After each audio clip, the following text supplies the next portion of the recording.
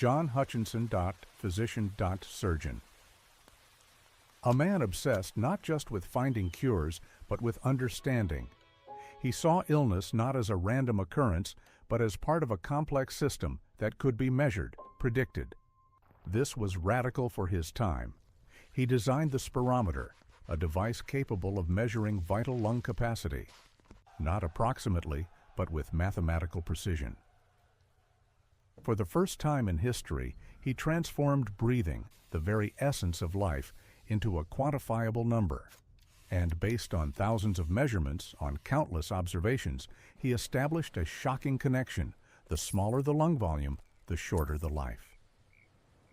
He predicted mortality based on a single breath. He became a visionary, a pioneer of preventive medicine and biometrics. His work laid the foundation for understanding the impact of environment and lifestyle on health. He became a man whose conclusions could save lives by predicting risk long before overt symptoms appeared. But his path was not strewn with roses. His radical ideas, his courage to challenge established authorities, led to conflicts. His life was a whirlwind of triumphs and tragedies, scientific breakthroughs, and personal disappearances. He was at the peak of his fame, then seemed to vanish into thin air, leaving behind only mysteries and a brilliant legacy. We often imagine scientific discoveries as sudden flashes of insight. As a moment when a lone genius in a laboratory suddenly exclaims, "Eureka!" We see only the triumph, not the journey. But this is a myth. The reality is far more complex, messier, and intriguing. Science is not a divine revelation bestowed upon the chosen few. It is the result of grueling, often painful labor. It is a series of trials and errors, fierce disputes, rejections, and rare but dazzling breakthroughs. It is an eternal quest, collective and incredibly human. Such was the story of John Hutchinson. And such was the story of his greatest invention, the spirometer. For centuries, medicine remained a realm of dogma and superstition, not science. Illness was perceived as divine punishment, a curse, or an imbalance of mystical fluids in the body. Anatomical knowledge was superficial, physiological understanding almost non-existent. Diagnoses were based on intuition, and treatment was reduced to rituals deeply rooted in the past. Healing differed little from witchcraft, and healers themselves from shamans. Medical treatises, passed down through generations, contained not empirical observations, but merely rewritten errors of antiquity, elevated to the status of infallible truths. Experiments, if conducted at all, were isolated and unsystematic. In these conditions, suffering was widespread. Blood was drained by the pint in an attempt to expel bad humors, which only weakened patients. Pus flowing from wounds was not considered a sign of infection, but a laudable phenomenon, proof that the body was cleansing itself. Wounds were cauterized with hot iron or doused with boiling oil, causing unbearable pain and exacerbating injuries. Surgery was barbaric, without anesthesia or antiseptics. Every cut carried a mortal threat. Any operation, even the simplest, became torture and a lottery where the chances of survival were negligible. People died from the most trivial causes: a cut, a common cold, a fever. This world, where every breath could be one's last, was permeated by fear and hopelessness. Despair was a constant companion, and death an inevitable and frequent visitor in every home. Hope rested only on miracles, not on rational intervention. Such was the reality, where precise measurements did not exist, where there was no understanding of the invisible forces governing life and disease. This was an era when saving lives required not just a new method, but an entirely different approach to understanding the human body and its ailments, an approach based on precision, observation, and a pursuit of objective data rather than blind faith. Into this world, where death was ubiquitous and hope ephemeral, came John Hutchinson. He was born in 1811 in the small village of Salterhebble, Yorkshire. The son of a lawyer, he did not come from a hereditary medical dynasty. Perhaps this gave him a fresh, unbiased perspective. He trained as a surgeon at the Royal College of Surgeons in London. Young and ambitious, he found himself on the front lines of the battle against disease. His path led him to the Brompton Hospital for Consumption and Diseases of the Chest. There, within the walls of that institution, he daily confronted a merciless reality. He saw patients suffocating, coughing blood, slowly fading away, despite all efforts by doctors. He observed his colleagues' actions, how they bled patients, seeking to cleanse the body, how they cauterized wounds with hot irons, inflicting unbearable pain, how they prescribed useless concoctions that had no effect. He saw that these methods brought no healing. They did not alleviate suffering. More often than not, they merely hastened death, turning treatment into torture. John Hutchinson could not simply accept this. His inquisitive mind refused to accept that knowledge passed down through centuries proved powerless in the face of obvious suffering. He saw how the dogmas of the past shattered lives.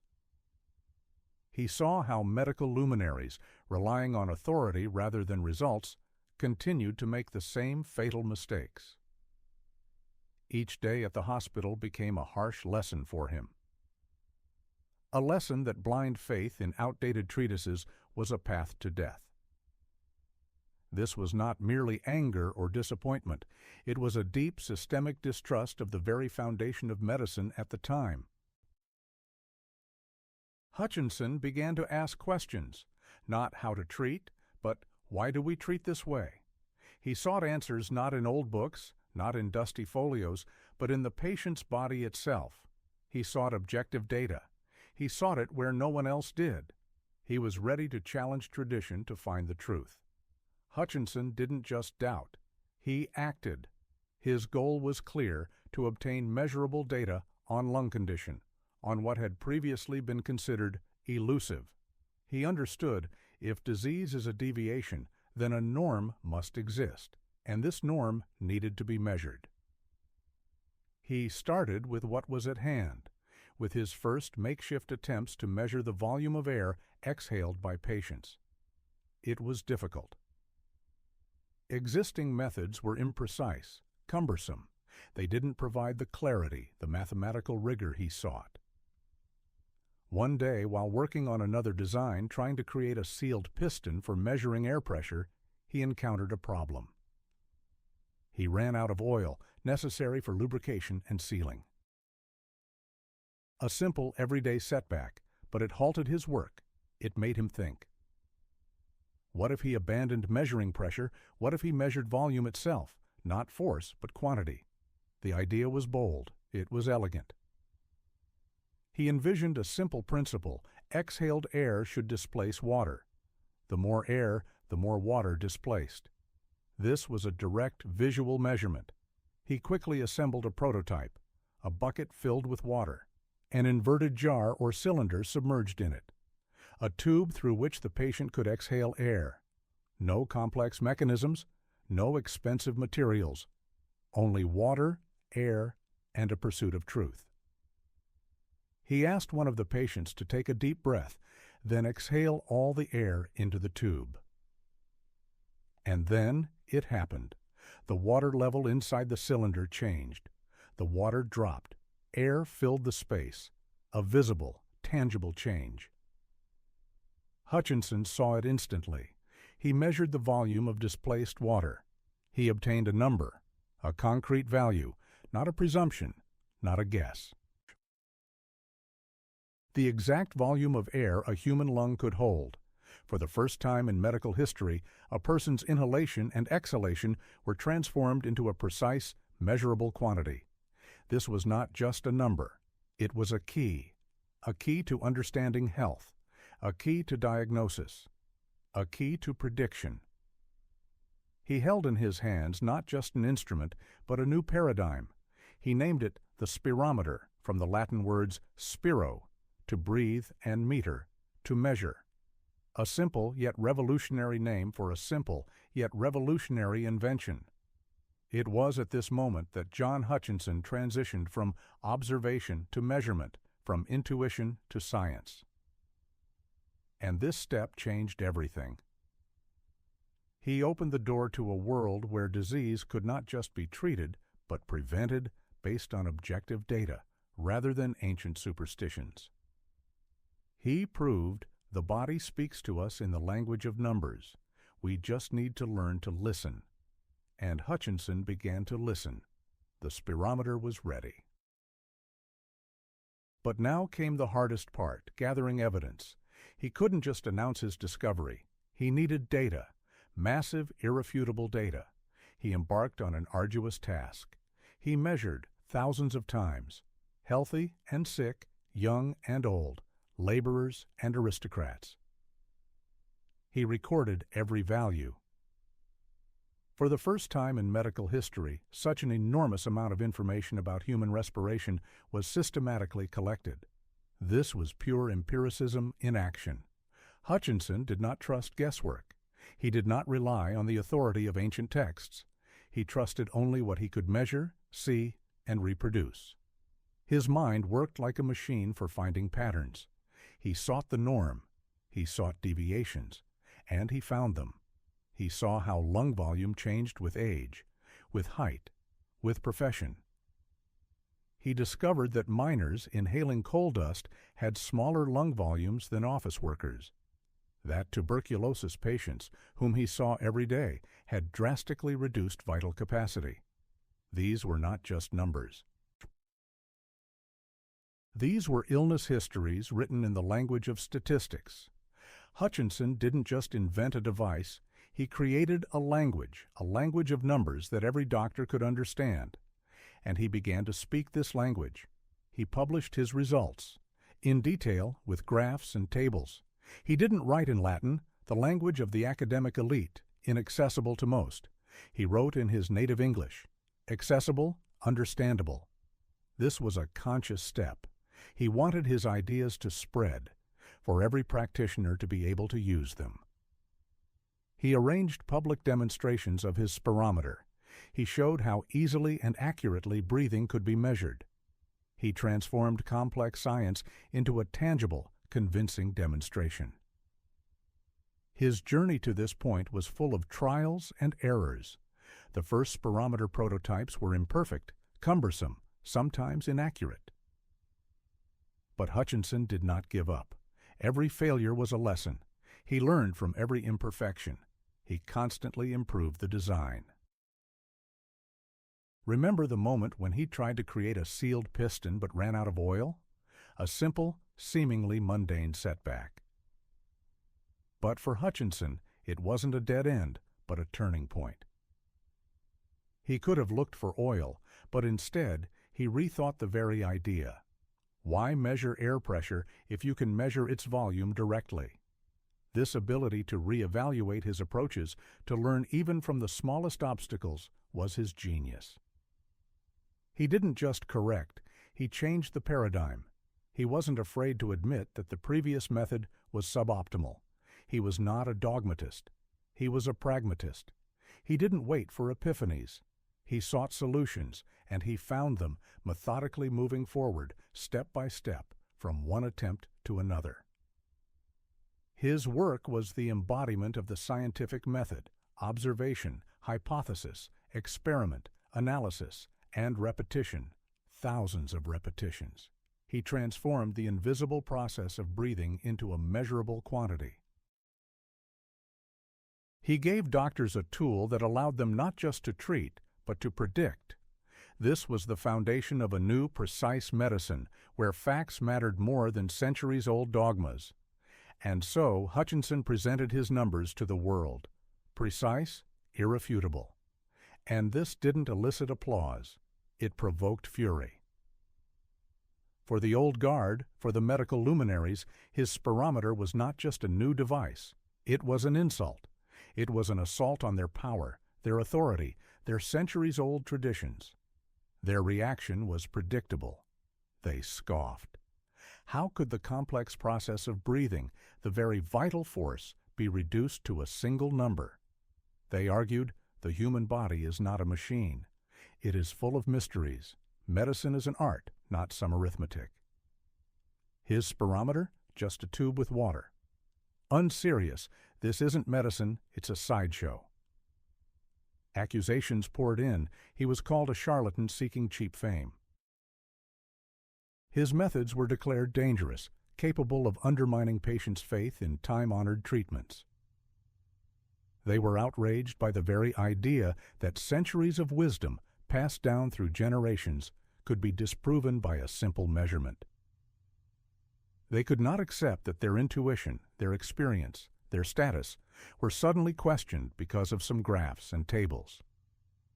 His reports were met with cold silence at meetings. His articles were ignored in prestigious journals. In academic circles, his name was spoken with disdain and sometimes with outright disgust. This was an attempt not just to discredit Hutchinson, but to completely marginalize him, to silence him, to stifle the new idea before it could gain traction. For if his spirometer worked, what did that mean for everything they believed? That their knowledge was outdated? That their methods were useless? This was too painful, too humiliating to accept. But not everyone. There were those who could not ignore the obvious. Young doctors, practitioners weary of their helplessness in the face of deadly diseases. They saw patients suffocating and dying despite all efforts, and they saw how Hutchinson's spirometer provided answers. His numbers did not lie. They predicted. They explained. These individuals, hospital leaders unafraid of novelty, and colleagues who valued facts above dogma, became his patrons. They gave him a platform. They defended him from attacks. They were his shield in this unequal battle. Their faith in Hutchinson's data, in his ability to transform breathing into a precise measure of life, was unwavering.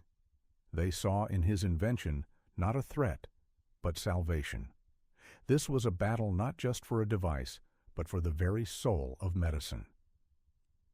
A battle between blind faith and evidence, between entrenched tradition and relentless progress. John Hutchinson stood firm. His weapon was data. His allies were those who sought truth, not the preservation of the status quo. He didn't just invent the spirometer. He started a war for medicine's right to be a precise science. This struggle reached its climax not on a battlefield, but in a meeting hall.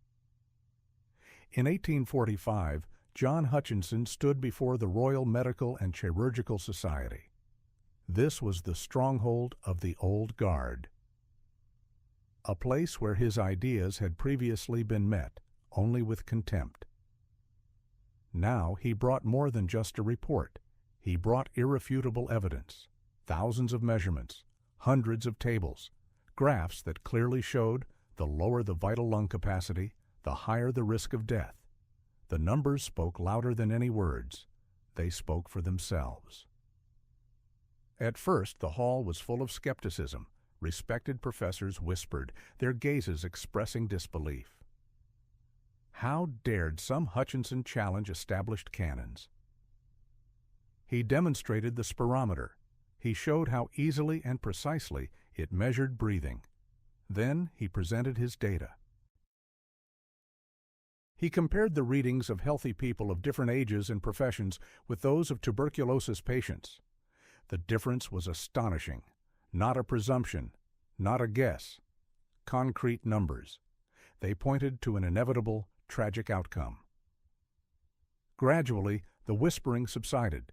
Skepticism gave way to attention. Then, shock.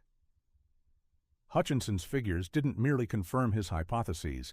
They provided physicians with an unprecedented tool for prediction, for early diagnosis, for saving lives. His work was not just a theory, it was a new reality. He didn't shout. He didn't argue. He simply presented the facts, and these facts proved irrefutable. That day became a turning point. John Hutchinson entered the hall as an outsider, daring to challenge. He left it a recognized authority. His spirometer, previously considered a sideshow, was immediately acknowledged as a fundamental instrument. His tables and graphs became the basis for understanding respiratory physiology. His work was published. It spread throughout Europe. Doctors began to use the spirometer in daily practice. This was not just a scientific discovery. It was a victory of common sense over dogma, a victory of precision over superstition. John Hutchinson, recently a despised innovator, became a star of medicine. He was called a genius. His name was spoken with respect. He proved truth needs no grand pronouncements. Precise measurements are enough. John Hutchinson's spirometer was immediately incorporated into clinical practice. Doctors across Britain and then in Europe began using it to assess their patients' conditions. It was not just an instrument. It was a new eye, allowing them to see what had previously been hidden. Hospitals began to implement mandatory vital lung capacity measurements upon admission. This applied not only to patients with respiratory diseases. Everyone who crossed the threshold of a medical institution underwent a spirometer measurement. Treatment protocols changed radically. While a diagnosis of tuberculosis previously meant a slow, agonizing death, doctors now had the ability to detect the disease in its earliest stages. Before the spirometer, a reduction in vital lung capacity became evident only when the patient was already suffocating, coughing blood. These were terminal stages. Now, abnormal spirometry readings could detect a problem long before visible symptoms appeared. This meant that measures could be taken earlier. Patients were prescribed rest, fresh air, and diet. Not treatment in the old sense, but supportive therapy that gave the body a chance to fight. Survival statistics, though slowly, steadily began to climb. This was particularly noticeable in hospitals specializing in pulmonary diseases. Before the spirometer, the mortality rate from tuberculosis was appallingly high, reaching 80 or even 90%. With the introduction of precise diagnostics, this figure began to decline. The exact numbers differed across institutions, but the overall trend was clear. Early detection, based on Hutchinson's data, saved lives. Doctors could now do more than just confirm the presence of a disease. They could predict its course. They could tell a patient that they had a chance. Institutional changes were profound. In medical colleges and universities, anatomy and physiology of respiration began to be taught with new data. Hutchinson's tables, showing the norm of vital lung capacity for people of different heights, ages, and genders, became mandatory for study. They served as a standard. Medical research began to focus on quantitative indicators.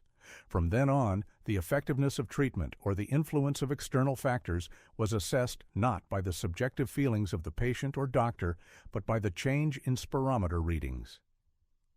This was a powerful impetus for the development of evidence-based medicine, where decisions were made based on facts, not traditions.